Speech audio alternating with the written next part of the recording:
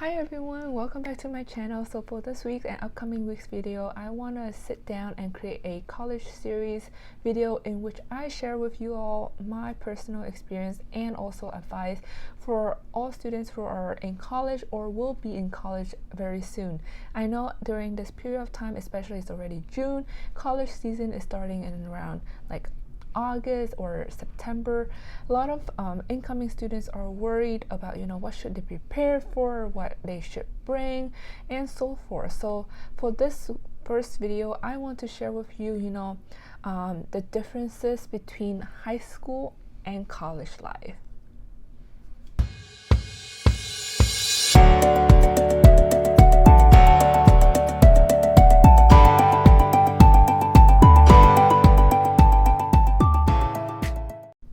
I think it's very crucial to do these differences between high school and college because I want you to be fully prepared to enter the college life, because it's just it's a huge difference, and I just want you to start your university life on the right foot.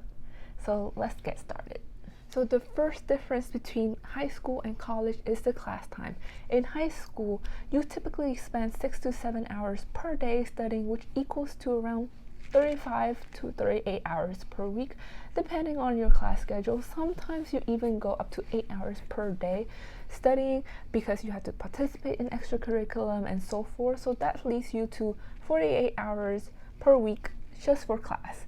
So that's hectic. I know. How can you possibly study 40 hours per week? Just, it's a lot of workload. But you know what? In college, it's different. You manage your own schedule, meaning that, you set your own schedule to whatever hours you would like to study. And typically, college students study around 20 to 25 hours per week in class. So if you like to participate more outside in different student organizations, so you can take per semester less credits. But if you like to concentrate on more education, more studying, then you take more credits. For me, when I was in college, during my first freshman year, I usually start off with just 12 to 15 credits per semester. That's considered minimal compared to other Drexel students. But later on throughout the year, probably through my senior year, I was taking like 18 to 20 credits per semester. So that's a lot of workload. It depends on how you would like to schedule out your week and throughout your semester as well. In addition to that, during your time at high school, you usually have allocated or fixed schedule throughout the whole entire week. But in college, again, you set your own schedule, so you can select when you like to have your break or when you don't want to have your break. That's when you get to be flexible about it and control your own time. So the second difference is probably the class size. If you came from like a local Vietnamese high school, then you probably know that the class size during high school is around 35 to students per class. But if you're like me, studying international schools, go through IGCSE or IB diploma, then our class size is around 12 to 15 students per class, and you get full attention from the teacher. And also you will know your classmate pretty well because that will be a fixed class size throughout the whole entire year. However, in college, it's a little different. In college, if you study like general education classes, for example, if you're major in business and you study business 101, you likely will have a larger class size, which is around 30 to 35, even more, it depending on your class. So it means that you have a larger class size, you meet more people, you meet different faces, and also since professor will only stick with you throughout 12 weeks period, that's why they will rarely or more difficult to be friends or to know you personally. So again, in college, it's your responsibility and your control to make friends, and you need to take initiative to talk to people, know your classmates, know your professors. The good thing about college is that if you study like your concentrated major classes, for example, if you're a marketing major, you'd study digital marketing class, then likely the class size is a little bit smaller, then you probably get to see all the marketing students, and you get to interact and also learn from them because they are same field, same interest as you, which is pretty nice, right? Number 3, lecture style and homework. In high school, the way that you study is through hands-on project. Plus, you'll be spending time, with your teacher throughout the whole year. So the teacher will pretty much remember who you are and can physically help you throughout the year. Plus, you also can see them directly after class or after school hours to get their immediate attention. And high school teachers tend to remind you clearly of when's the next homework due, or what they expected of you for the next class, so you can be prepared for it. Particularly for my high school, for example, we have a planner. So the teacher will let you know what homework you have, and then you will write down on the planner that, oh, this is what homework due the next class, so you are ready and prepared. In addition to that, in high school, teacher will actually give you homework for free. I know it sounds really crazy, but all the homework that you do in high school are based off the textbook that you receive throughout the whole year, and that is included in your tuition. College is a little different. You pay your own homework. I know it's pretty absurd, and I'll get to that point very shortly, but in college, professors will teach lecture-based style class, meaning that the professors will come into class and verbally present the topics and start discussions, or professors will present their information through presentation slideshows. And when you walked into class, the first thing you notice is that majority of students will have their laptop prepared in front of them so that they can take notes and information.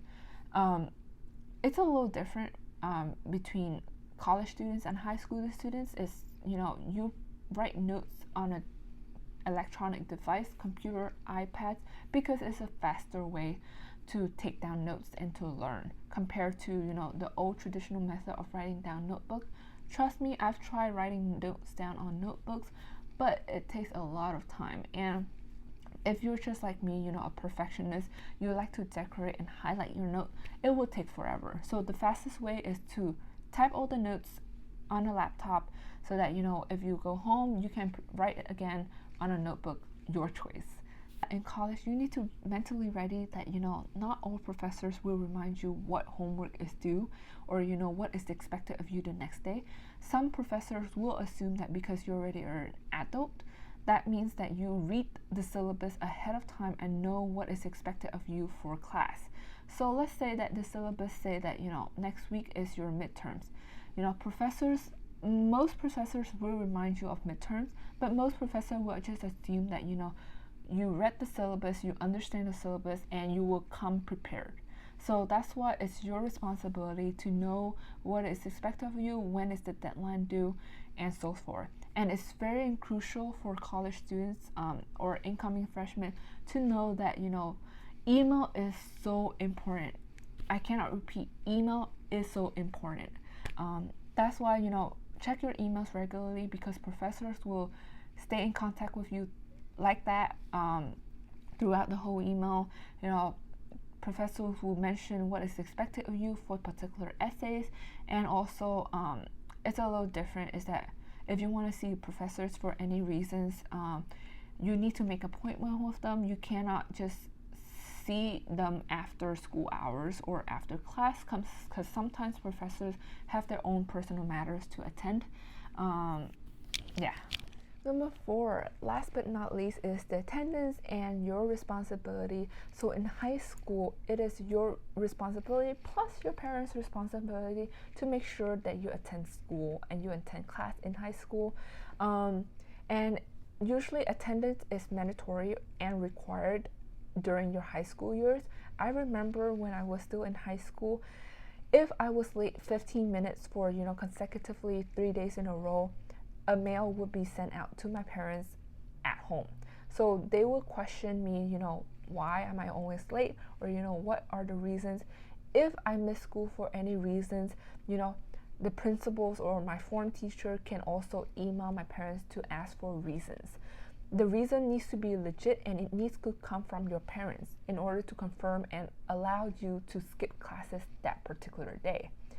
So that's why, attendance in high school is mandatory and required, and it's not just only your responsibility, but your parents, your teacher responsibility to make sure that you attend classes. In addition to that, attendance is not necessarily required in college. However, some classes do take attendance, and attendance plays a huge part in some classes. Let's just say for a particular class, if you have been acing, like getting A's for all your projects, your midterms, your essays, and so forth, but you barely even show up to class for any reasons, then professors will highly give you like a downgrade. So now if you're getting an A because of all your midterms, your projects, your exam, and you barely even attend class, you can get a B plus or even a B for that class overall. So the question here is, how do you know if attendance is required? First, professor will specifically mention it since the first day of class. That's why it's very critical for you to attend the first day of class to know what is expected of you in that class. Or some professors that will, have that sign-in sheet for you, and you have to fill it out every time you're in class. So if you skip a class, then there's no way that you can sign that sign-in sheet. I mean, you have to find ways, but I don't highly recommend. And that would be 4 differences between high school students and college students. So I really hope you learned something, and you all incoming freshmen, congratulations again for accepting the college that you would like. And also it's very exciting journey to go to college very soon, especially United States are getting better. Pandemic is somewhat a little bit better in US too. So I really hope these differences will help you mentally ready for what college has to offer. And I'm pretty sure that your college experience would be very beautiful. And of course there are some ups and downs, but as long as you keep a very strong and positive mindset, you can conquer everything. So I wish you the best of luck, and do not forget to subscribe to my channel, like this video. So okay, talk to you soon. Bye now.